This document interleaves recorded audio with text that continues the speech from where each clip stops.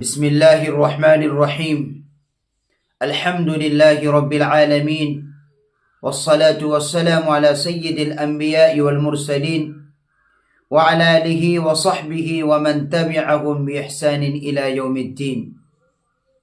اما بعد، اس وقت سوشل میڈیا پر حضرت مولانا سلمان ندوی صاحب کے انتقال کے بعد جو بحث چھڑی ہوئی ہے وہ انتہائی قابل شرمناک اور تکلیف دہ ہے، جبکہ اس سلسلے میں ہمارے اکابرین کی طرف سے واضح موقف آ چکا ہے. تو ہم چھوٹوں کو چاہیے کہ ہم اپنے اکابرین کی رائے پر اتفاق کریں اور اس بحث کو بند کریں. ایک شخص اس دنیا سے جا چکا ہے، اب ان کے پچھلے عقائد کو بیان کر کے بحث کرنا اور اس سے ان کے اہل خانے کو تکلیف پہنچانا، یہ کہاں تک درست ہو سکتا ہے؟ یہ وقت نہیں ہے بحث کرنے کا. اس میں کوئی دو رائے نہیں ہے کہ حضرت مولانا سلمان ندوی صاحب کا حضرت امیر معاویہ رضی اللہ عنہ کے سلسلے میں اعتقاد صحیح نہیں تھا. وہ اہل سنت والجماعت کے علماء کرام کے عقائد سے ہٹ چکے تھے، منحرف ہو چکے تھے.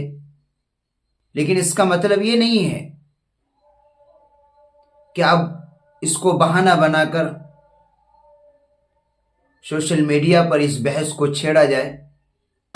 اور جب راسخین فی العلم یہ کہتے ہیں اور جمہور علماء کا جب یہ مذہب ہے کہ اگر کسی ایک صحابی کے متعلق کسی کا اعتقاد صحیح نہیں ہے حضرت ابو بکر صدیق رضی اللہ عنہ کے بعد، تو ان پر کفر کا فتویٰ نہیں لگایا جا سکتا.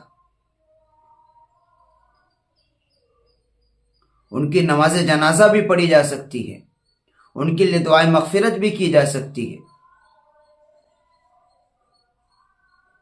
تو بیکار موضوع پر بحث کی جا رہی ہے. اس سے حضرت مولانا سلمان ندوی صاحب کے اعزاء اقربا، ان کے شاگردوں پر کیا گزر رہی ہوگی؟ یہ تو خود ہم ایذائے مسلم کے تحت میں آ رہے ہیں.